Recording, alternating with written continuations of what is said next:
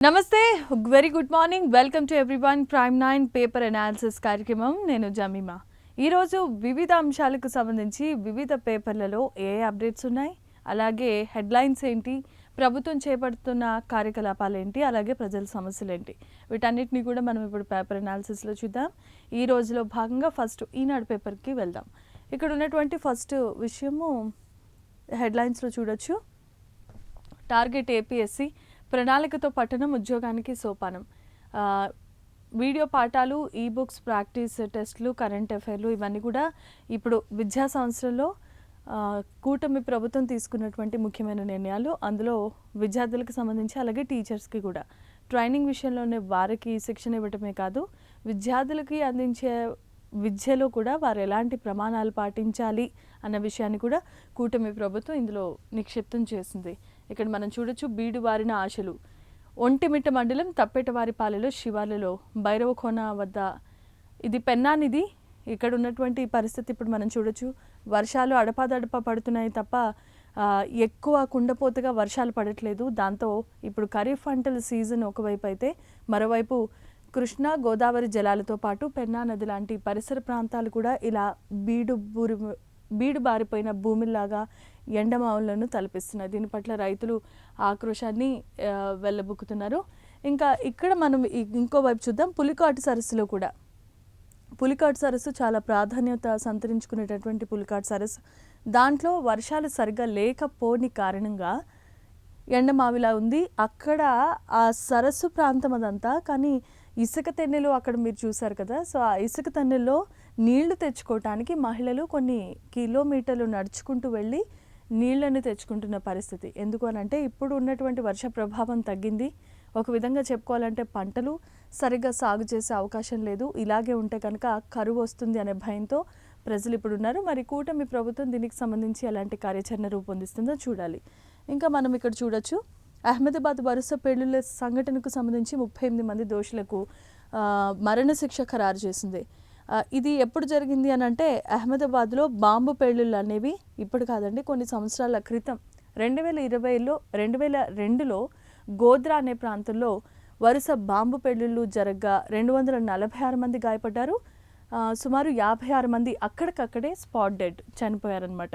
దానికి గాను అహ్మదాబాద్ ఇచ్చినటువంటి కోర్టు తీర్పులో ఎవరైతే ఈ బాంబులకు పాల్పడ్డారో 38 మందిని గుర్తించింది. సుమారు కొన్ని వందల పేజీల ఛార్జ్షీట్ను దాఖలు చేసిన తర్వాత, ఇచ్చిన వాగ్వాదానాలు విన్న తర్వాత కోర్టు ఈ తీర్పును వెలువరించింది.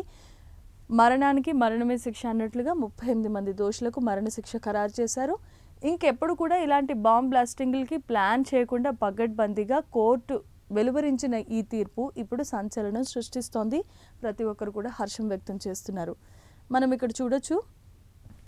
నెల్లూరు ప్రభుత్వ ఆసుపత్రికి సంబంధించి ఆసుపత్రి చుట్టుపక్కల పరిసర ప్రాంతాలు చక్కగా ఉండాలి. దీనికి సంబంధించిన అధికారులు సరైన రీతిలో వాటన్నిటిని మొక్కలు పెంపే కానీ, తర్వాత పిచ్చి మొక్కలు పెరిగిపోయినా లేదంటే వ్యర్థాలకి సంబంధించిన విషయంలోనే కానీ చాలా హైజీనిక్గా ఉండాలి. కానీ నెల్లూరు ప్రభుత్వ ఆసుపత్రిలో మాత్రం ఇలా ఉంది పరిస్థితి. చుట్టుపక్కల ఇలా ఉండటం వల్ల ఏమవుతుంది, చిన్నపిల్లలు లేదంటే ఎవరైతే పేషెంట్స్ హాస్పిటల్లో జాయిన్ అవుతారో అలాంటి వాళ్ళు చిన్న చిన్న విష పురుగులని, లేదంటే ఇలాంటి పిచ్చి మొక్కల వల్ల పురుగులు, విష సర్పాలు కూడా వచ్చే అవకాశం ఉంది. కాబట్టి దీని మీద అక్కడ ఉన్నటువంటి వాళ్ళు ఆగ్రహాన్ని వ్యక్తం చేస్తున్నారు. ఆసుపత్రి వ్యర్థాలని గాలికే వదిలేస్తున్నారు. మరి దానికి సంబంధించి మరి హెడ్ ఆఫ్ ద డిపార్ట్మెంట్ మరి దీనికి ఏమి తీసుకుంటారో తెలీదు.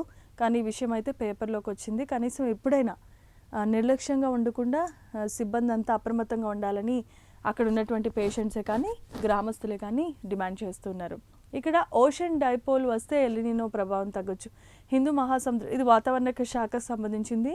వాతావరణ శాఖ పూణే డైరెక్టర్ ఎవరైతే ఉన్నారో సూర్యచంద్రరావు కొన్ని విషయాలు చెప్తున్నారు. హిందూ మహాసముద్రంలో ఇండియన్ ఓషన్ డైపోల్ ఏర్పడే అవకాశం ఉందని, ఇది వస్తే ఎల్నినో దుష్ఫలితాలు తగ్గుతాయని Indian Institute of Tropical Meteorology Pune director అంటూ ఉన్నారు. 1997లో కూడా డైపోల్ రావటం వల్లే దాని ప్రభావం తగ్గిందని కూడా ఆయన చెప్తూ ఉన్నారు. పరిస్థితులు చాలా ఘోరంగా ఉన్నాయి.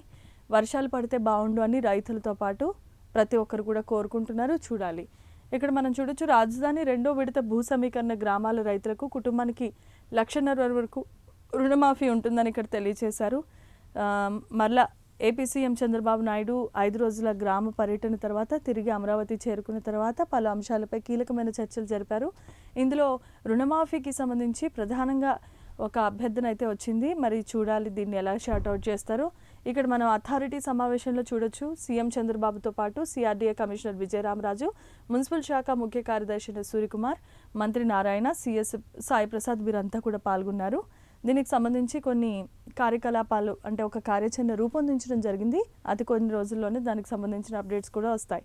ఇక మనం ఇక్కడ చూడొచ్చు, ఇథనాల్ తయారీకి ప్రత్యేకమైన పాలసీ, సంపద సృష్టి, సర్క్యులర్ ఎకానమీ, ప్రభుత్వ విధానం. ఇది మనందరికీ తెలిసిందే. కాలుష్య పర్యావరణానికి అనుగుణంగా పర్యావరణం దెబ్బతినకుండా ఉండటానికి 80% పెట్రోల్, డీజిల్ ఉంటే 20% ఇథనాల్ కలపాలి అనే ప్రతిపాదన తెర మీదకి వచ్చింది. గ్రీన్ ఎనర్జీ అనే పేరుతో ఇథనాల్ ప్రయోగాన్ని కూటమి ప్రభుత్వం అత్యంత ప్రతిష్టాత్మకంగా ముందుకు తీసుకెళ్తోంది. ఈ ప్రయోగం రావడానికి రిజల్ట్స్ కొన్ని నెలలు పడవచ్చు. అంటే 2026 చివరి నాటికి, లేదంటే 2027 మొదటి నెలలో, ఆ టైంలో కేంద్ర ప్రభుత్వం దీనికి సంబంధించిన పూర్తి సమాచారం, పూర్తి నివేదిక ఇస్తామని కూడా చెప్పింది. దానికి సంబంధించిన ప్రయోగాలు ఇంకా జరుగుతూ ఉన్నాయి. ఆ ప్రతిపాదన గురించే ప్రత్యేకమైన పాలసీ కూడా దీంట్లో రూపొందించారు. సంపద సృష్టించడమే కాదు, సర్క్యులర్ ఎకానమీ అంటే ఇప్పుడు యూజ్ చేసిన దాన్ని మళ్ళీ రీయూజ్ చేసే విధంగా, అలాగే ఆ ప్రొడక్ట్ని తయారు చేసి ఎవరైతే దాన్ని చేయగలరో వాళ్ళ దగ్గర ఒక పరిశ్రమ లాంటిది నెలకొల్పి వారికి ఆదాయం సృష్టించడమే కాదు, ప్రభుత్వానికి కూడా ఆదాయ వనరుగా అది ఉండబోతోంది. దానికి సంబంధించిన ఒక పాలసీని అయితే తెర మీదకి తీసుకొచ్చింది. ఇక మనం ఇక్కడ చూడొచ్చు, ఐటీ శాఖల మంత్రి, విద్యాశాఖ మంత్రి అయినటువంటి మన మంత్రి నారా లోకేష్ విదేశీ పర్యటనలో ఉన్నారు. మొన్ననే సింగపూర్ వెళ్ళొచ్చిన తర్వాత ఇప్పుడు దక్షిణ కొరియాలో ఆయన విస్తృతంగా పర్యటిస్తూ ఉన్నారు. కొన్ని పెట్టుబడులు ఆకర్షించే విధంగా అమరావతి రాజధానికి సంబంధించి రాజధాని నిర్మాణంతో పాటు పరిశ్రమలు రావాలి, కొన్ని లక్షల మంది యువతకు ఉద్యోగం రావాలి, అలాగే ఆర్థిక ప్రగతి అనేది ఆంధ్రప్రదేశ్ నెంబర్ 1గా ఉండాలనే దృక్పథంతో నారా లోకేష్ ఇప్పుడైతే శాంసంగ్ ఎలక్ట్రానిక్స్ సీనియర్ డైరెక్టర్ అయిన హెలెనా పార్క్, అలాగే B2B బిజినెస్ డైరెక్టర్ అయిన హీసు యాంగ్ తదితరులతో లోకేష్ భేటీ అయినట్లుగా తెలుస్తోంది. ఇప్పటికే కియా, అలాగే మిగతా టెక్ మహీంద్రా లాంటి పెద్ద పెద్ద కంపెనీలతో కొన్ని విస్తృతంగా చర్చలు జరిపిన అనంతరం మళ్ళీ ఇప్పుడు శాంసంగ్తో కనెక్ట్ అయ్యారు. బహుశా శాంసంగ్కి సంబంధించిన ప్రతిపాదన కనుక ఆమోదాన్ని తెలిపితే అమరావతిలో శాంసంగ్ కంపెనీ అత్యంత ప్రతిష్టాత్మకంగా నిర్మించబడుతుంది. దాని ద్వారా చాలా మందికి ఉపాధి అవకాశాలు దొరుకుతాయి. సో ఆ ఉద్దేశంతోనే అక్కడికి వెళ్ళారు. ఇది సక్సెస్ఫుల్ అవ్వాలని కోరుకుందాం. ఇంకా ఇక్కడ మనం చూడొచ్చు,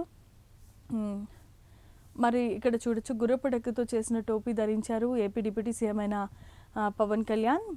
విశ్వ విపణికి మన హస్తకళ వస్తువులు సంస్కృతి పరిరక్షణలో జాతి గొప్పతనాన్ని ఇక్కడ తెలియజేస్తూ ఉన్నారు. కళాకారుల సమస్యలపై మంత్రివర్గంలో చర్చించి పరిష్కరిస్తామన్నారు.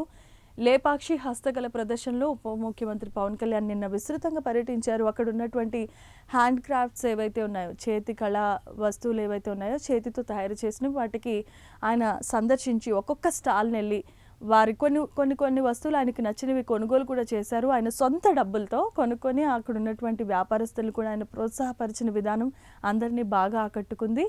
అందులో భాగంగా గుర్రపు డెక్క అనేటటువంటి ఒక ఆకుతో తయారు చేసిన ఆయన టోపీని ధరించి ఇలా ఫోటోకి ఫోజ్ ఇవ్వడం నిజంగా చాలా ఎంతో బాగుందని, అలాగే వాళ్ళకి ఎవరైతే ఈ లేపాక్షి హస్తకళ స్టాల్స్లో ఎగ్జిబిషన్లో ఎవరైతే పాల్గొన్నారో వాళ్ళందరికీ కూడా ప్రభుత్వం తరపు నుండి ఖచ్చితంగా సహాయం అందిస్తామని ఆయన హామీ ఇచ్చారు. దానికి సంబంధించిన ప్లానింగ్ కూడా ఉంది. ఇక్కడ మనం చూడొచ్చు, దేశంలో తొలిసారిగా రాష్ట్రంలో 6 ఏళ్ల లోపు పిల్లలకు స్క్రీనింగ్ టెస్ట్ జరుగుతోంది. మోకాళ్లపై పాకడం మొదలు కూర్చోవటం, బుడిబడి అడుగులు వేయటం, తల్లిదండ్రుల సంజ్ఞలకు స్పందిస్తూ నవ్వటం, పదాలు పలకగలగడం వరకు అన్నీ క్రమానుగతంగా జరుగుతున్నాయంటూ ఇందులో ఉంది. స్క్రీన్ టెస్టింగ్ అనేది చేశారు చిన్న పిల్లలకి. పిల్లలు ఇప్పుడు ఎంత యాక్టివ్గా ఉన్నారో తెలుసు. అందులో భాగంగానే వీరిని ఇంకా మంచి అడ్వాన్స్డ్గా రూపుదిద్దడానికి కొన్ని స్క్రీనింగ్ టెస్ట్లు అయితే ముందుకొచ్చాయి. దీనివల్ల ఏంటంటే పిల్లలు వాళ్ళ యొక్క టాలెంట్స్ ఏవైతే ఉంటాయో అవి బయటికి తీసుకురావచ్చు. అంతేకాదు వాళ్ళ చిన్న వయసులోనే ఫోన్ ఆపరేట్ చేయడం ఎలా అయితే వస్తుందో అలాగే మిగతా విషయాల్లో కూడా అంతే అడ్వాన్స్డ్గా ఉండే విధంగా ఈ స్క్రీనింగ్ టెస్ట్లు ఉండబోతున్నాయి.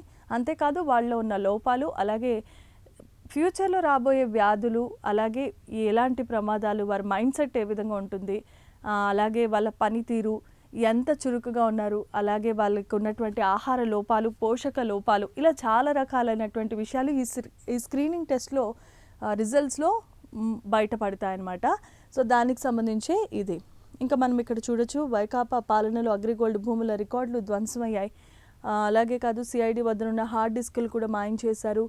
మంత్రివర్గ సభ్యుడు నాదెండ్ల మనోహర్ ఈ వ్యాఖ్యలు చేశారు. మనందరికీ తెలుసు, అగ్రిగోల్డ్ బాధితులు చాలామంది ఉన్న సంగతి తెలిసిందే. అగ్రిగోల్డ్లో వెంచర్స్ కూడా వేశారు, రియల్ ఎస్టేట్ వ్యాపారం చేశారు. దాంట్లో చాలామంది పెట్టుబడులు పెట్టి చాలా వరకు నష్టపోయారు. దానికి సంబంధించిన కేసుకి సంబంధించిన డీటెయిల్స్ కానీ, ఆ అగ్రిగోల్డ్ ఫౌండర్ కానీ ఇప్పటి వరకు ఎలాంటి భయం లేకుండా ఉన్నారు. అయితే వైసీపీ పరిపాలనా కాలంలోనే ఇవన్నీ కూడా ధ్వంసం చేశారు, ఆ రికార్డ్స్ అన్నీ కూడా మాయం చేశారు అంటూ నాదెండ్ల మనోహర్ దాని మీద ఆగ్రహాన్ని వ్యక్తం చేస్తూ ఉన్నారు. ఇప్పుడు బాధితులకు మేము న్యాయం చేయాలంటే దేనిని అనుసరించి మేము చేయాలి అన్నది ప్రత్యేకమైన డిమాండ్ ఇప్పుడు తెర మీదకి వచ్చింది. మరి వైసీపీ ఏ విధంగా స్పందిస్తుందో చూడాలి. ఇంకా ఉండవల్లిలో అత్యాధునిక హెలిపోర్ట్ తయారు చేయబోతున్నారు. శాటిలైట్ సిగ్నల్, GPS ద్వారా ల్యాండింగ్ అయ్యే అవకాశం ఉంది. ప్రతికూల వాతావరణంలో కూడా ల్యాండింగ్కు అవకాశాలు ఉండబోతున్నాయి. అంటే హెలికాప్టర్కి సంబంధించి హెలిప్యాడ్స్ని తయారు చేస్తున్నారు. దాన్ని హెలిపోర్ట్ అని కూడా అంటారు. అయితే శాటిలైట్ సిగ్నల్, GPS ద్వారా హెలిప్యాడ్ అత్యవసరమైన పరిస్థితులు, ప్రమాదాలకి సంబంధించి డిజాస్టర్స్ జరిగినప్పుడు అవి ల్యాండ్ అయ్యే విధంగా, అలాగే ఇంకొకటి ఏంటి, వాతావరణం సరిగ్గా అనుకూలంగా లేనప్పుడు కూడా ఎటువంటి ఆటంకం లేకుండా అందులో ప్రయాణిస్తున్న వారికి కానీ, పైలట్కి కానీ ఎవరికి ఎలాంటి ఇబ్బందులు లేకుండా ఉండేటటువంటి అత్యాధునికమైన హెలిపోర్ట్ని అనేది నిర్మిస్తూ ఉన్నారు. అది ఒక ప్రాజెక్ట్. ఇక మనం ఇక్కడికి చూడొచ్చు, మత్స్యకారులకు సంబంధించి వేటకు వెళ్ళి ఇప్పటికి సుమారు 3 రోజుల పైనే అవుతుంది. దానికి సంబంధించి కూటమి ప్రభుత్వం చాలా రకాల చర్యలు తీసుకుంటున్నా ఇప్పటి వరకు మత్స్యకారుల ఆచూకీ అయితే లభించలేదు. దానికి సంబంధించి నేవీ దగ్గర నుండి ఆర్మీ, అలాగే రెస్క్యూ టీం, అలాగే పోలీస్ విభాగాలు, గజ ఈతగాళ్ళు, వీళ్ళందరూ కూడా దాంట్లో విస్తృతంగా తనిఖీలు చేస్తూ ఉన్నారు. ఎక్కడైనా దొరుకుతుందేమో, అట్లీస్ట్ ఏమైనా ఆచూకీ లభిస్తుందేమో అని చెప్పి అనుకుంటున్నారు. ఇన్ని రోజులైనా వాళ్ళకైతే ఎలాంటి సిగ్నల్ అయితే దొరకలేదు. మరికొన్ని గంటల్లోనే దానికి సంబంధించిన న్యూస్ అయితే బయటకు వచ్చే అవకాశం ఉంది, చూద్దాం. ఇక్కడ మనం చూడొచ్చు, కేరళ వాయనాడ్లో మెప్పడి టన్నెల్లో ప్రాజెక్ట్ కలాడి వద్ద వర్షాలకు ఉన్నట్టుండి మట్టి దిబ్బ కరిగి కిందకు దూసుకొచ్చింది. ఆ సమయంలో అక్కడ ఉన్న ఒక ట్యాంకర్ బురద ప్రవాహ ఉధృతికి కొంత దూరం కొట్టుకుపోయి ఇలా రోడ్డుకి అడ్డంగా నిలిచింది. ఘటనా స్థల సమీపంలో ఉన్న కొంతమంది ఆ బురదలో చిక్కుకుపోయారు. కేరళ వాయనాడ్ మనకి తెలుసు, 2024లో ఎంత పెద్ద డిజాస్టర్ జరిగిందో తెలుసు. ఎంతమంది కొండ చర్యలు విరిగిపడి దాంట్లో చనిపోయారు, ఎంతమంది కుటుంబ సభ్యులు కోల్పోయారు, ఎంత ప్రాణ నష్టం వాటిల్లింది, ఎంత ఆస్తి నష్టం వాటిల్లింది అన్న విషయాలు మనకు తెలుసు. ఆ విషయం మరొక ముందే మళ్ళీ మెప్పడి టన్నెల్ ప్రాజెక్టు వద్ద ఇలా జరగడం అనేది దురదృష్టకరం. అక్కడున్న పరిస్థితిని గురించి మరి ప్రభుత్వం ఏ విధమైన చర్యలు తీసుకుంటుందో చూడాలి. ఇలాంటి ప్రమాదాలు మళ్ళీ జరగకూడదు. కొన్ని ప్రాంతాల్లో వర్షాలు లేక ఇబ్బంది పడుతూ ఉంటే కేరళ, మహారాష్ట్ర, ముంబై లాంటి నగరాల్లో విస్తృతంగా కురుస్తున్న వర్షాలకు ఇలాంటి ప్రమాదాలు ఎక్కువగా చోటు చేసుకుంటూ ఉన్నాయి. ఇది అక్కడ ఉన్నటువంటి పరిస్థితి. సో ఇక్కడ మనం చూడొచ్చు, వధువులకు గిల్ట్ మంగళసూత్రాల పంపిణీ ఛత్తీస్గఢ్లో కుంభకోణం. ఎలక్షన్స్ మేనిఫెస్టోలో భాగంగా చాలా రకాల వాగ్దానాలు ఇస్తారు అధికారులు. అందులో వధూవరులకు ఖచ్చితంగా గోల్డ్ మంగళసూత్రాన్ని ఇస్తామని చెప్పన్నారు. కానీ ఇప్పుడు ఉన్నటువంటి బంగారం ఆకాశాన్ని అంటుతుంది కాబట్టి వాళ్ళు 1 గ్రామ్ గోల్డ్కి సంబంధించి ఇచ్చారు. దానికి సంబంధించిన కార్టూన్. దీనివల్ల చైన్ స్నాచింగ్ నేరాలు తగ్గాయని, మహిళలు ధైర్యంగా తిరగగలుగుతున్నారు, ఇంకేం కావాలి అంటూ ఇలా చెప్తూ ఉన్నారు. మరి దీని గురించి ప్రజలైతే ఆగ్రహాన్ని వ్యక్తం చేస్తున్నారు, చూద్దాం. ఇది ఇప్పటి వరకున్న ఈనాడు పేపర్లోని అప్డేట్స్. ఇప్పుడు సాక్షికి వెళ్దాము. సాక్షిలో ఇండోనేషియా చేతికి బ్రహ్మోస్ క్షిపణులను ఇండోనేషియాకు సరఫరా చేసేందుకు భారతి సమ్మతి తెలుపుతూ ఒప్పందాన్ని కుదుర్చుకుంది. మనకు తెలుసు, నిన్ననే ఇండోనేషియాకు వెళ్ళినటువంటి మన ప్రధాని మోదీకి అక్కడున్న క్షిపణులతో వెల్కమ్ చెప్పారు అక్కడున్న దేశ అధ్యక్షుడు. ఆయన చూసి చాలా ముచ్చటేసిందంటూ ప్రధాని మోదీ కూడా వ్యాఖ్యలు చేశారు. కొనుగోలు కూడా అవకాశాలు ఉన్నాయి. భారత్ ఇప్పటికే అగ్రిమెంట్ కూడా చేసుకుంది. ఇక మరొక విషయం చూద్దాము. పర్యటనను నియంత్రించడం. తమిళనాడు సీఎం విజయ్ కరూర్ కేసుకి సంబంధించి నిందితుడు కాదు. ఆయన పర్యటన నియంత్రించలేకపోవటమే అందులో ఉన్న వైఫల్యంగా సుప్రీంకోర్టు తీర్పును వెలువరించింది. కరూర్ తొక్కిసలాట ఘటనలో ఎంతమంది ప్రాణాలు కోల్పోయారు, తమ అభిమాన నటుడు అలాగే ఒక రాజకీయ నాయకుడిగా అరంగేట్రం చేసిన తర్వాత ఆయనను చూసేందుకు తండోపతండాలుగా ప్రజలు అక్కడ గుమికూడారు. కానీ చాలా గంటల తరబడి వెయిట్ చేయటం వల్ల విజయ్ రాకకు ఆలస్యమైంది. ఈ నేపథ్యంలో చాలామంది గాలాడక, వాటర్ లేక, ఫుడ్ లేక చాలామంది సఫోకేట్ అయ్యారు, హైడ్రేట్ అయిపోయారు. దానివల్ల చాలామంది చనిపోయారు. తొక్కిసలాట చోటు చేసుకుంది, అందులో గాయపడ్డారు. హాస్పిటల్లో చికిత్స ఇప్పటికీ కొనసాగుతుంది. ఇలాంటి పరిస్థితికి సంబంధించి సుప్రీంకోర్టు కీలకమైన వ్యాఖ్యలు చేసింది. అది విజయ్ వల్ల జరిగినది కాదు, అది కేవలం యాదృచ్ఛికంగా జరిగింది. కాబట్టి దీని గురించి మేమేం చెప్పలేమంటూ అంటూ ఉన్నారు. మరి చూడాలి. కేరళలో వయనాడుకి సంబంధించి మనం ఆల్రెడీ చూసాం. వయనాడులో ఏదైతే భారీ వర్షాలకు మట్టి దిబ్బ కూలిపోయిందో దాంట్లో 3 ప్రాణాలు కోల్పోయినట్లు అధికారికంగా లెక్కలు అయితే వెలువడ్డాయి. ఇంకా కొంతమంది బురదలో చిక్కుకుపోయారు కాబట్టి వారిని బయటికి తీసే వరకు అధికారికంగా ఇంకా లెక్కలు చెప్పలేని పరిస్థితి. అది ఇక ధరలకు ల్యాప్టాప్లకు ఏఐ సెగ తగిలిపోతుంది. మనందరికీ తెలుసు ల్యాప్టాప్స్ ఇప్పుడు టెక్నాలజీ ఎంత అడ్వాన్స్డ్గా ఉందో, ఫాస్ట్ ఫార్వర్డెడ్గా ఉందో, ఈ నేపథ్యంలో ఏఐ డేటా అనాలిసిస్లు ఎక్కువైపోయాయి. దానివల్ల ఏంటంటే అప్గ్రేడేషన్ గురించి ల్యాప్టాప్ కొత్తవి మార్చుకోవాల్సి వస్తుంది. ఇందులో భాగంగా దాన్ని వ్యాపారస్తులు కూడా బాగా క్యాష్ చేసుకుంటున్నారు. ఏఐ అడ్వాన్స్డ్ ప్రోగ్రామింగ్ ల్యాప్టాప్స్ అంటూ మార్కెట్లోకి కొప్పలుగా వస్తున్నాయి. దీంతో ఇప్పుడున్న ల్యాప్టాప్లకి రేట్లు తగ్గిపోయినాయి. ఈ అడ్వాన్స్డ్ ల్యాప్టాప్లకి రేట్లు బాగా పెరిగిపోయినాయి. దీంతో పాటుగా మిగతా గ్యాడ్జెట్స్, ఆండ్రాయిడ్ ఫోన్స్ కానీ లేదంటే వాచెస్ కానీ, డిజిటలైజేషన్కి సంబంధించిన ప్యాడ్లు, అలాగే మ్యాక్ బుక్స్, ఇవన్నీ కూడా చాలా రేట్లు ఎక్కువైపోయినాయి. మరి దానికి సంబంధించి ఎప్పుడు రేట్లు తగ్గే అవకాశం అయితే ఇప్పుడు లేదు. బంగారం, వెండి, నిత్యావసర సరుకులతో పాటు ఇలా ఈ గ్యాడ్జెట్స్, పరికరాలు కూడా రేట్లు పెరగడం అనేది చాలా దారుణమైన విషయం. ఇలా ఉంది. చివరిలో లాభాల స్వీకరణ. 4 రోజుల లాభాలకు బ్రేక్. సెన్సెక్స్ 104 పాయింట్ల వద్ద నష్టం వాటిల్లింది. స్టాక్ మార్కెట్స్ కూడా ఇలా ఎప్పుడు సరిగ్గా అంచనా వేయలేనటువంటి పరిస్థితుల నేపథ్యంలో స్టాక్ మార్కెట్ కూడా కొంచెం నష్టాల్లోనే వెళ్తుంది. ఇన్వెస్టర్స్ ఎవరైతే ఉన్నారో జాగ్రత్తగా ఆలోచించి ఇన్వెస్ట్ చేయండి.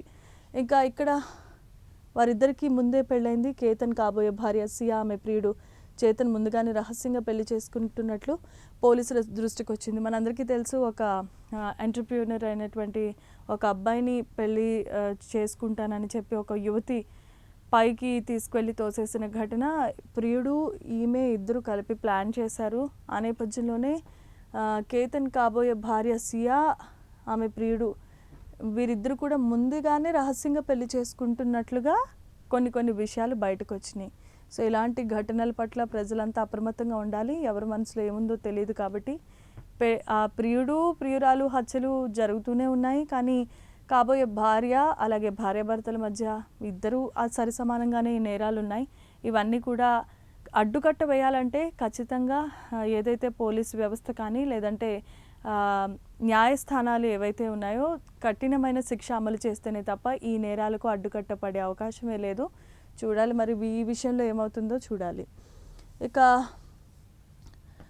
మెస్సీని గాల్లోకి ఎగరవేస్తూ అర్జెంటీనా ఆటగాళ్ళు సంబరాలు. మనం ఇక్కడ చూడొచ్చు, మనకి ఫీఫా వరల్డ్ కప్ అనేది జరుగుతోంది. అందులో నేపథ్యంగా Messi the great football player, evergreen favourite for every one.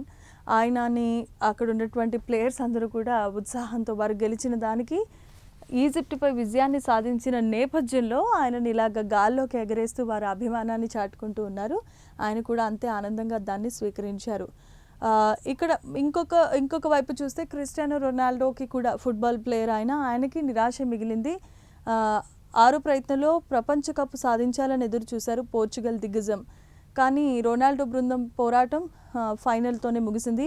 మాజీ ఛాంపియన్ స్పెయిన్ జట్టుతో పోర్చుగల్ 1-తో ఓడిపోయి టోర్నీ నుంచి నిష్క్రమించాల్సి వచ్చింది. తన అసాధారణమైన ఆట తీరుతో రొనాల్డో అభిమానుల మనసును గెలుచుకున్నాడు. ఆయన ఓడిపోయినా king is king always. So మెస్సీని ఇక్కడ గాల్లోకి ఎగరేస్తున్నారు. కానీ క్రిస్టియానో రొనాల్డో ఓడిపోయినా సరే అభిమానులు మీరు ఆడిన ఆట చాలా బాగుంది, మిగతా ప్లేయర్స్ వల్ల మనం కప్పు కోల్పోయాం కానీ మీది కాదు మిస్టేక్ అంటూ అభిమానులు తమ అభిమానాన్ని చాటి చెప్పుకుంటూ ఉన్నారు. ఇంకా ఇక్కడ మనం చూడొచ్చు, ఇంకొక వైపు చట్టబద్ధమైన వారసురాలైన భార్యను కాదని ఎలాంటి సంబంధం లేని 3 వ్యక్తులకు ఆస్తిని రాసిస్తే వీలునామాకు అసహజమైనగా సుప్రీంకోర్టు అభివర్ణించింది. అనుమాన పరిస్థితుల్లో వీలునామాలను కేవలం రిజిస్ట్రేషన్ జరిగిందనో సాక్షుల సంతకాలు ఉన్నాయనో ఆమోదాన్ని తెలిపలేం. ఎవరైతే చట్టపరంగా వివాహం చేసుకుంటారో ఆ భార్యలకు మాత్రమే ఆస్తి అనేది చెల్లుతుంది. వేరే మూడో వ్యక్తికి లేదా తెలియని వ్యక్తికి, కుటుంబ సభ్యులు కాని వ్యక్తికి ఆస్తిని రాస్తే అది చెల్లదు అంటూ సుప్రీంకోర్టు కీలక వ్యాఖ్యలు చేసింది. ఈ మధ్యకాలంలో ఆస్తుల గురించి హత్యలు ఎక్కువైపోతూ ఉన్నాయి. దానికి సంబంధించి సుప్రీంకోర్టు ఇప్పుడు తీసుకొచ్చిన ఈ తీర్పు నిజంగానే షాక్కి గురి చేస్తోందని చెప్పాలి. ఇక రెండో విడత భూ సమీకరణ రైతులకు రుణమాఫీ. రాజధాని నిర్మాణం కోసం రెండో విడత భూ సమీకరణ జరుగుతోంది. ఒక్కో రైతు కుటుంబానికి 1.5 లక్షల వ్యవసాయ రుణమాఫీలు చేయాల్సిందిగా ప్రభుత్వం నిర్ణయం తీసుకుంది అంటూ మంత్రి పి నారాయణ వెల్లడించారు. ఇక హెరిటేజ్కు షోకాజ్ నోటీసులు వచ్చినాయి. సీఎం చంద్రబాబు సొంత సంస్థ అయిన హెరిటేజ్ ఫుడ్స్ విక్రయిస్తున్న పన్నీరు ఉత్పత్తిపై కేంద్ర ఆహార భద్రత ప్రమాణాల సంస్థ తీవ్రమైన అభ్యంతరం వ్యక్తం చేసింది. లేబులింగ్, బ్రాండింగ్లో ఫ్రెష్, హెల్తీ వంటి పదాలను వినియోగించడం నిబంధనలకు విరుద్ధము అంటూ షోకాజ్ నోటీసులో జారీ అయింది. ఎందుకనంటే పన్నీర్ అనేది ఎప్పటి నుండో ప్రిజర్వ్ చేసి పెడతారు, కానీ హెరిటేజ్ చేసే దాంట్లో ఫ్రెష్ అలాగే ఇంకొకటి ఏంటి హెల్దీ అనే పదాలు అనేది యూజ్ చేయకూడదు. ప్రిజర్వ్ చేసింది ఎప్పుడు కూడా దానికి ఉన్నటువంటి సప్లిమెంట్స్ని కోల్పోతూ ఉంటుంది. ప్రిజర్వ్డ్ అంటే ఒక పదార్థం ఎక్కువ రోజులు పాడవకుండా ప్రిజర్వ్ చేయబడుతుంది తప్ప దాంట్లో ఉన్న న్యూట్రియంట్స్ అలాగే ఉంటాయని మనం చెప్పలేం. అలాంటి ఈ నేపథ్యంలో ఫ్రెష్ అండ్ హెల్దీ అనే పదాలు యూజ్ చేయకూడదు. దానివల్ల ప్రజల్ని తప్పుదోవ పట్టించినట్లుగా అవుతుంది. కాబట్టి దాని మీద షోకాజ్ నోటీసులు అనేవి వచ్చినాయి. మరి దాన్ని ఎలా ఎదుర్కొంటారో చూడాలి. అమెరికాలో రోడ్డు ప్రమాదం, మూలపాడు యువతి దుర్మరణం. అమెరికాలో న్యూయార్క్ ప్రాంతంలో జరిగిన రోడ్డు ప్రమాదంలో ఎన్టీఆర్ జిల్లా ఇబ్రహీంపట్నం మండలం మూలపాడుకు చెందిన అట్లూరి ప్రసన్నలక్ష్మి ప్రాణాలను కోల్పోయారు. అమెరికాలో జరిగినటువంటి ఒక యాక్సిడెంట్లో కేవలం 30 సంవత్సరాలున్న అట్లూరి ప్రసన్నలక్ష్మి, ఆమె ఇబ్రహీంపట్నం మూలపాడుకు చెందిన ఆమె అమెరికాలో జరిగిన యాక్సిడెంట్లో ప్రాణాలు కోల్పోయారు. ఇక అలాగే ఇక్కడ బేవరేజెస్ సిట్ కుతంత్రం. బేవరేజెస్ అండ్ కార్పొరేషన్ పూర్వ ఉద్యోగి సత్యప్రసాద్కు ముందస్తు బెయిల్ వచ్చింది. స్కిల్ కుంభకోణం కేసులో కీలక పరిణామం చోటు చేసుకుంది. తుది తీర్పు కాపీ బహిర్గతానికి ఏసీబీ కోర్టు అంగీకారాన్ని తెలిపింది. తుది తీర్పు కాపీని థర్డ్ పార్టీ అయిన తిలక్కు ఇచ్చేందుకు ఆమోదాన్ని తెలిపింది. ఇక్కడ మనం చూడొచ్చు, ముందస్తు బెయిల్ పిటిషన్ను ఏమాత్రం వ్యతిరేకించలేదు సిట్. మద్యం అక్రమ కేసులో చంద్రబాబు ప్రభుత్వం పన్నాగం మరోసారి బట్టబయలైనట్లుగా తెలుస్తోంది అంటూ సాక్షి వ్యాఖ్యలు చేస్తోంది. దానికి సంబంధించి ఇక్కడ ఉన్నాయి. ఇక ఆ 8 గంటల్లో కొంపమంచు. మత్స్యకారుడు చిన్నాను హెలికాప్టర్లో నేవీ సిబ్బంది లాగుతున్న విజువల్స్ మనం చూడొచ్చు. మనకు తెలుసు, వేట కోసం అని వెళ్ళి అకాలంగా జరిగినటువంటి ఆ పెను విపత్తులో చాలామంది గల్లంతైతే ఒకే ఒక మత్స్యకారుడు సురక్షితంగా బయటకి వచ్చాడు. అయితే హెలికాప్టర్ నుండి ఇక్కడ ఉన్నటువంటి నేవీ ఫోర్స్ చిన్న అనే మత్స్యకారిని పైకి లాగుతూ ఉన్నారు. అది ఇక్కడ ఉన్నటువంటి విజువల్. మత్స్యకారులు ఆగ్రహాన్ని వ్యక్తం చేస్తున్నారు. బోటు గల్లంతై 4వ తేదీ రాత్రి 11:30 కావస్తోంది. రెస్క్యూ 5వ తేదీ ఉదయం 8 గంటలకి రెస్క్యూ ప్రారంభించారు. అప్పటి వరకు కూడా ఎవరు కూడా అందుబాటులో లేరు. ఆ విషయానికి సంబంధించి ప్రజలు ఆగ్రహాన్ని వ్యక్తం చేస్తున్నారు అంటూ సాక్షి పేపర్ ప్రసారం చేసింది. మరి దీనికి ఎలా కౌంటర్ ఇస్తారో చూడాలి. ఇక జంగారెడ్డిగూడెంలో నిర్వహించిన నిరసన దీక్షలో రైతులంతా పాల్గొన్నారు. వ్యాపారులు సిండికేట్గా మారి పొగాకు, మనకందరికీ తెలుసు, పొగాకు ధరకి సంబంధించి సరైన మద్దతు ధర లభించట్లేదు అంటూ పొగాకు రైతులు ఎక్కడ పడితే అక్కడ ధర్నాలు చేస్తున్నారు. రోడ్డుపై బైఠాయించి తమ నిరసన వ్యక్తం చేస్తూ ఉన్నారు. కనీసం ఇప్పటికైనా ప్రభుత్వం దిగి రావాలి అంటూ వారంతా డిమాండ్ చేస్తున్న పరిస్థితి. మరి ప్రభుత్వం వారిని ఆదుకోవాలి అంటూ వారు కోరుతున్నారు. ఇక్కడ మరోవైపు చూడాలి, విజయనగరం కలెక్టరేట్ వద్ద విద్యార్థులను అడ్డుకుంటున్న పోలీసులు. ఫీజు రియంబర్స్మెంట్ బకాయిలు, హాస్టల్ సమస్యల పరిష్కారంలో సర్కార్ చంద్రబాబు నిర్లక్ష్యంపై విద్యార్థులు నెప్పులు చెరిగినట్లుగా తెలుస్తోంది. ఇది విజయనగరం కలెక్టరేట్ వద్ద విద్యార్థులు చేస్తున్నటువంటి ధర్నా. దానిని అడ్డుకునే ప్రయత్నం చేస్తున్నారు పోలీసులు. ఇది ఇక్కడ ఉన్నటువంటి పరిస్థితి. ఇంకొక వైపు ప్రభుత్వ తీరును నిరసిస్తూ విజయవాడలో ధర్నా చేస్తున్నారు మున్సిపల్ కార్మికులు. ఇది చంద్రబాబు దగా కోర్పాలపై ధ్వజమెత్తారు అంటూ బెజవాడలో కదం తొక్కారు. ఉద్యోగ భద్రత కల్పించాలని, ఆప్కోస్ వ్యవస్థను రద్దు చేయాలనే నిర్ణయాన్ని వెనక్కి తీసుకోవాల్సిందిగా డిమాండ్ చేస్తున్నారు. లేదంటే ప్రభుత్వంతో తాడో పేడో తేల్చుకునేందుకు సిద్ధమని కూడా హెచ్చరించారు. చంద్రబాబు చేస్తున్న పరిపాలనలో ఎంతోమంది ప్రభుత్వ ఉద్యోగులు చాలా నష్టపోతున్నారు. అలాగే వాళ్ళు తీసుకొచ్చిన పాలసీస్ కూడా సరిగ్గా లేవు అంటూ ఉద్యోగులు నిరసన వ్యక్తం చేస్తున్నారు. ఇలా చాలా రకాలైనటువంటి పరిస్థితులు ఇప్పుడు ఉన్నాయి. ఇది ఇప్పటివరకు ఉన్న సాక్షి పేపర్లోని అప్డేట్స్. ఇప్పుడు ఆంధ్రజ్యోతి చూద్దాము. ఆంధ్రజ్యోతిలో మావిగన్కు ఏ బస్ ఎక్కాలి సార్, ఇక్కడ సెటరికల్గా ఒక జోగి రమేష్కు జనసేన కార్యకర్త షాక్ ఇచ్చారు. రాజమండ్రిలో ఉన్న ఏ బస్ ఎక్కితే మనం మావిగన్ చేరగలమంటూ వైసీపీ మాజీ మంత్రికి ఫోన్ చేసి జోగి రమేష్కి వారు కౌంటర్ ఇచ్చినటువంటి పరిస్థితి మనం చూడొచ్చు. ఇక్కడ మనం చూడొచ్చు, ఇండోనేషియాకు బ్రహ్మోస్ అస్త్ర. మనం ఆల్రెడీ మాట్లాడుకున్నాం. ప్రధాని మోదీతో ఇండోనేషియా దేశాధ్యక్షుడైన ప్రబోవో ఈ అణు ఒప్పందాన్ని చేసుకున్నారు. అతి కొన్ని రోజుల్లోనే, అంటే 2030 కల్లా రెండు దేశాల మధ్య కొన్ని క్షిపణులు అయితే మన దేశానికి వచ్చే పరిస్థితి కనిపిస్తుంది. ఇక ట్రక్కు డ్రైవర్ను లిఫ్ట్ అడిగి అందులో ఉన్న 20,000 తీసుకున్నారు. 13 కిలోమీటర్లు వెంబడించి ఆ వ్యక్తిని 20,000 దొంగతనం చేసిన వ్యక్తిని పట్టుకున్నాడు. కోపంతో దొంగ ఎస్ఐ చెంపలు వాయించిన డ్రైవర్ వీడియో ఇప్పుడు వైరల్గా మారింది. దానికి సంబంధించిన విజువల్స్ కూడా మనం తర్వాత చూడొచ్చు. ఖనిజ భాండాగారంగా వంటిల్లు. అన్నమయ్య జిల్లా వంటిల్లు బ్లాక్లో అరుదైన ఖనిజాలు దొరికాయి. విస్తీర్ణంలో అన్వేషణకు అనుమతి ఇచ్చింది కోల్ ఇండియాకు దక్కిన టెండర్. ఎక్స్ప్లోరేషన్ లైసెన్సులు మంజూరు. ఇది ఖనిజాల వేట అనేది మధ్యకాలంలో ఎక్కువ అవుతుంది. ఎందుకనంటే మనం ఇతర దేశాల మీద ఆధారపడకుండా మన దగ్గర ఉన్న వాటిని మనం తీసుకోవటం వల్ల ఏంటంటే మనకి ఆర్థిక ప్రగతి లభిస్తుంది. అలాగే వేరే వేరే దేశాలకు కూడా దాన్ని ఎక్స్పోర్ట్ చేసే అవకాశాలు ఉన్నాయి. ఇక భోగాపురం రెడీ. విజయనగరంలో అత్యంత హంగులతో ఇప్పుడున్నటువంటి కాలానికి అనుగుణంగా భోగాపురం ఎయిర్పోర్ట్ని అయితే కూటమి ప్రభుత్వం సిద్ధం చేసేసింది. అతి కొద్ది రోజుల్లోనే ప్రధాని మోదీ చేతుల మీదుగా అక్కడున్న ఎయిర్పోర్ట్ ఆపరేషన్స్ కూడా అతి కొన్ని రోజుల్లోనే జరగబోతున్నాయి. ఇది సక్సెస్ఫుల్గా రెడీ అయిపోయింది. ఇక ఐకానిక్ సెక్రటేరియా మనకి తెలుసు, 15 నాటికల్లా అంకం పూర్తి. నెలలో తొలి డైమండ్ సిద్ధం. తర్వాత నిర్మాణం నల్లేరుపై నడికే. ప్రతి నెల డైమండ్ పూర్తి. జంపింగ్ టెక్నాలజీతో 10లో. ఇక్కడ మనకి ఇది ఒక ఇన్ఫ్రాస్ట్రక్చర్. దీనికి సంబంధించి కూటమి ప్రభుత్వం వేరే దగ్గర కూడా సిద్ధం చేసింది, చూడాలి. మనం ఇందాకే మాట్లాడుకున్నాము, లేపాక్షి ఎగ్జిబిషన్ హస్తకళల ప్రదర్శనలో భాగంగా ఏపీ ఉప ముఖ్యమంత్రి పాల్గొన్నారు. అక్కడ ఉన్నటువంటి హస్తకళాకారుల వాళ్ళ దగ్గర ఉన్నటువంటి వస్తువులను ఆసక్తిగా తిలకించడమే కాదు, కొన్ని వస్తువులు కొనుక్కున్నారు. వారికి ప్రభుత్వం తరపున ఎన్ని విధాలుగా సహాయాలు అందాలో వాటన్నిటికీ నేను ఖచ్చితంగా మాట్లాడతాను అంటూ కూడా హామీ ఇచ్చారు. ఇక మనం చూడొచ్చు, ఇథనాల్ డిమాండ్కి సంబంధించి ఒక సమీక్ష అయితే ఏపీ సీఎం చంద్రబాబు నాయుడు నిర్వహించడం జరిగింది.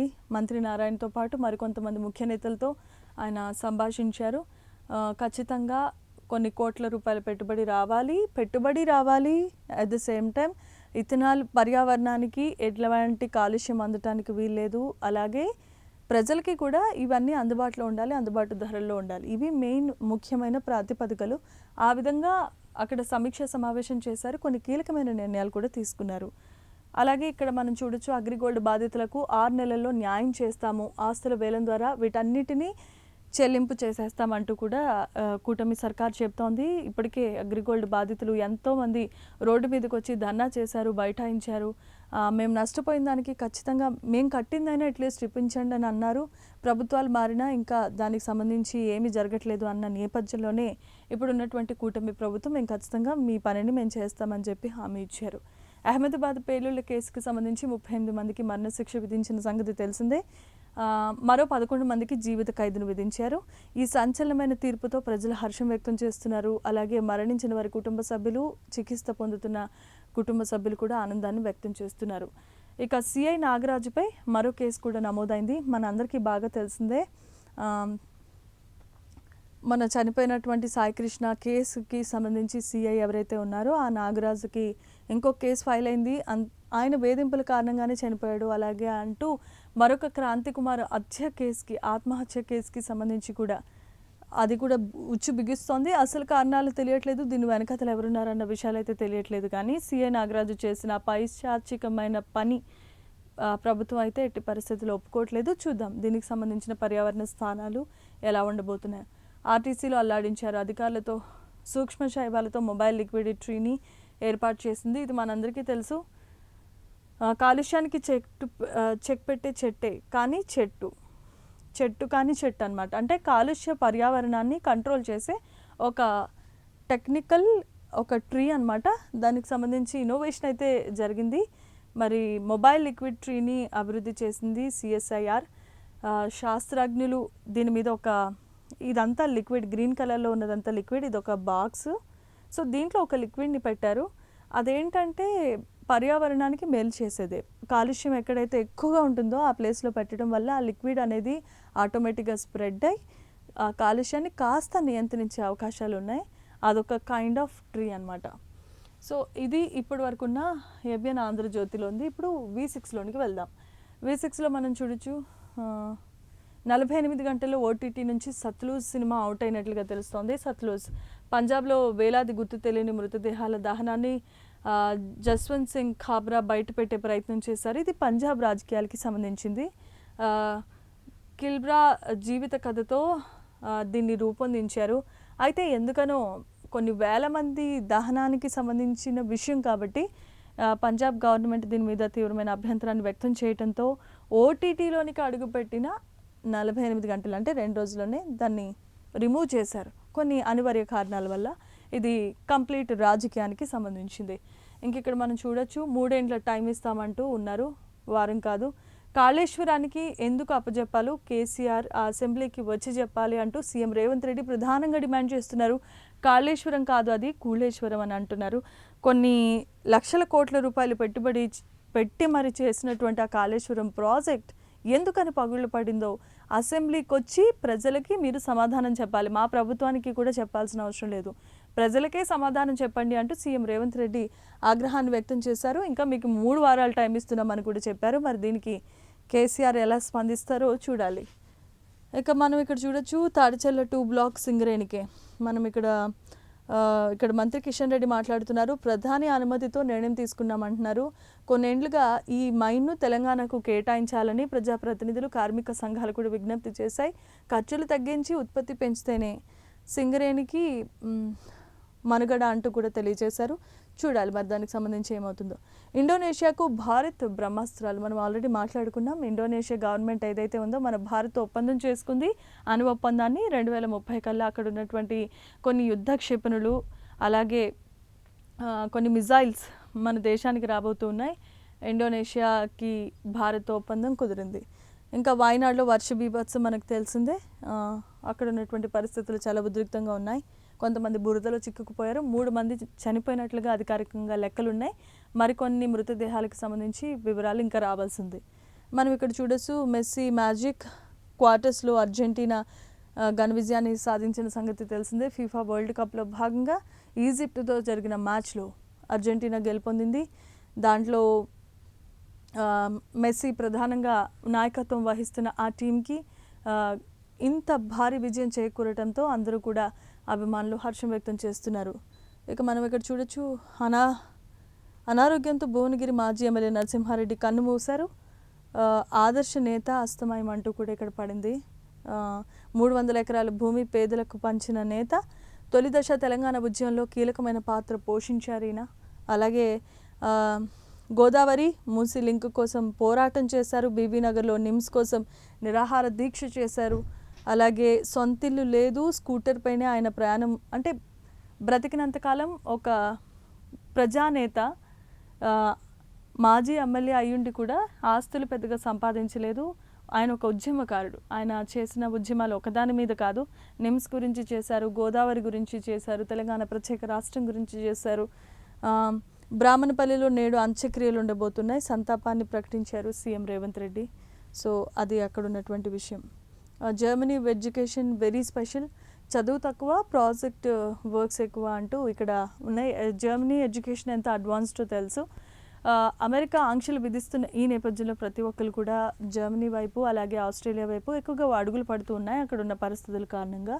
సో ఎడ్యుకేషన్కి సంబంధించి ఫీజు తక్కువ కానీ ప్రాజెక్ట్స్ ఎక్కువ చేపిస్తారు. దానివల్ల నాలెడ్జ్ అనేది ఎక్యూర్ అవ్వే అవకాశం ఉంటుంది. సో హుస్సేన్ సాగర్ FTL 17 అంతస్తుల టవర్లు ఇక్కడ మనం చూడొచ్చు.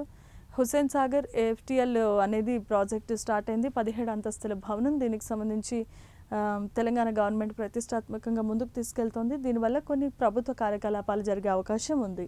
ఇక మరోవైపు చూడొచ్చు వలస కార్మికుల పిల్లల వద్దకే అంగన్వాడీ వాహనం. ఇక్కడ మనం చూడొచ్చు వలస కార్మికులు అనేది మనకి ఎక్కడ పడితే అక్కడ ఉంటారు. సో వాళ్ళకి అంగన్వాడీ చదువుకునే అవకాశం ఉండదు కాబట్టి వారి వద్దకే ఒక వెహికల్లో ప్రభుత్వ వాహనంలో అంగన్వాడీ విద్య అలాగే అక్కడ అందించే పోషకాహార పదార్థాలు కూడా అందబోతున్నాయి. దీనికి మంత్రి సీతక్క రిబ్బన్ కట్ చేసి దాన్ని ప్రారంభించారు. సో అక్కడ వానలు, ఇక్కడ గాలులు, భారీ వర్షాలు, వరదలతో మహారాష్ట్రతో సహా వివిధ రాష్ట్రాలు అతలాకుతలం అయిపోతూ ఉంటే తెలంగాణ రాష్ట్రంలో మాత్రం నైరుతి ఋతుపవనాల కారణంగా గాలి ఒకటే వస్తుంది. చిన్న చిన్న అడపదడప వర్షాలు చినుకులు పడుతున్నాయి, అంతేకాని పెద్దగా వర్షం అయితే రావట్లేదు. దీని పట్ల వాతావరణ శాఖ ఇప్పటికే హెచ్చరికలు జారీ చేసింది. మన రాష్ట్రంలో కూడా వర్షాలు పడాలని మనం కోరుకుందాము. సో ఇది ఇప్పటి వరకు ఉన్నటువంటి ఈ అన్ని పేపర్స్కి సంబంధించిన అప్డేట్స్. ఇలాంటి ఎనాలిసిస్లతో అలాగే ఇంకా మిగతా కార్యక్రమాలతో మీ ముందుకు వచ్చేస్తోంది. అప్పటి వరకు స్టే ట్యూన్ టు ప్రైమ్ 9.